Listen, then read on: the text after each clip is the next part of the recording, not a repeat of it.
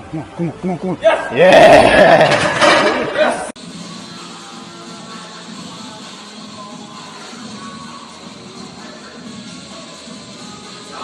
Easy 175. Yeah. Woo. Yeah.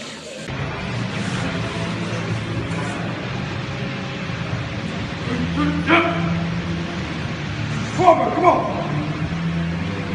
Up. Easy. Easy. What is that? Excuse me.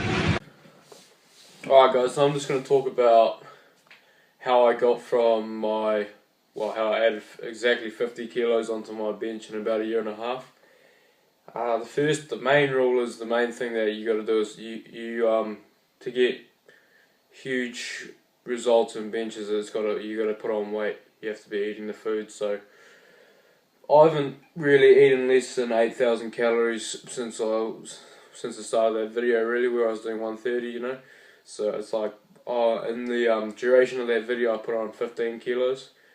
Like, bench is hugely dependent on being able to put on weight if you want to get it up really quick. So I mean, you can still get good gains or good strength gains while not putting on weight, but definitely number one, you know, if you want to put on like a lot of kilos real quick.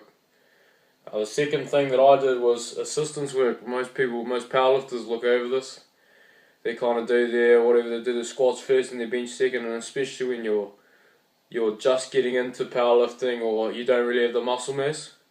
What that kind of training will do is just create unbalances. So your shoulders will be weak, your triceps won't really be there. You know, your body's you're gonna have a lot of sticking points, and it's gonna affect it. So I recommend, when you're kind of intermediate level, beginner intermediate level, you have to be doing kind of power building. You do your powerlifting bench at the start, reps, sets, whatever you got, 5x5s, 3x3s, you know, and then you go into dumbbell presses.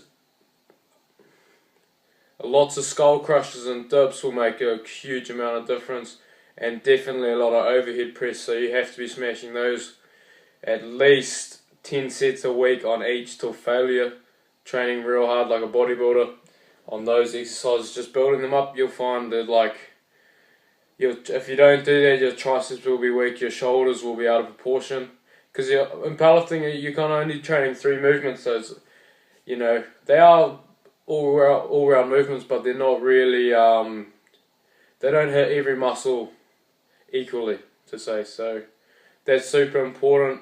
Building muscle is super important. You gotta to press more weight, you gotta have more muscle, really, upper body, especially if you're not doing a huge arch or something like that. You really gotta put on a good bit of muscle. As well as what I would do every week, I'd have a heavy day and a light day. Heavy day being, I'm going to lift more weight than I did last week, or more weight than I ever have in something. So it's not going to happen every week, but I'd always try to get a PB every day on my heavy day for the week. So I'd try maybe get a new 5 rep max, a new 3x3 PB. You should, realistically, if you're putting on weight and you're young and you're new to training, you should be getting stronger every week. I mean, there's going to be some weeks where it's off and whatever, but you should really be trying to get stronger every week, and you should do that on your assistants as well. So, like, whatever you're doing dips with, you should try beat every week. Overhead press. It doesn't have to be something crazy like hit a new PB every week, because I mean, that's never going to happen. But you know, you might gain 2.5 kilos on your 10 rep overhead, or if you're doing 20 reps on skull crushers with a plate, you put a 1.25 kilos on each side and do 20 reps. And you'll find that it's mostly mental. Like, once you tell that number in your head, it will happen, you know. So always progressive overload. And then my light day, I'll be working on close grip, and on close grip day I'll be doing floor presses and a lot of overhead stuff, and face pulls. Just so if you are benching all the time, you're not hitting a lot of back, you're just going to start rolling forward. So it's good to do a lot of rear delts, stuff like that. Just keep the posture, posture feeling good. And another thing is, bench is one of those ones where it's going to be going real well for a couple months, and then you have a couple months off where it's not feeling as good, and then it's kind of like throughout the year it'll be kind of patchy, where your training's going real well, and then for a couple of weeks it's kind of stagnant. So the best thing to do in those is when you're feeling a bit, when it's not working so much, when you're a bit stuck, that's when you got to really smash out more assistance work, try more reps, just build that base up even more. So yeah, I hope that helps.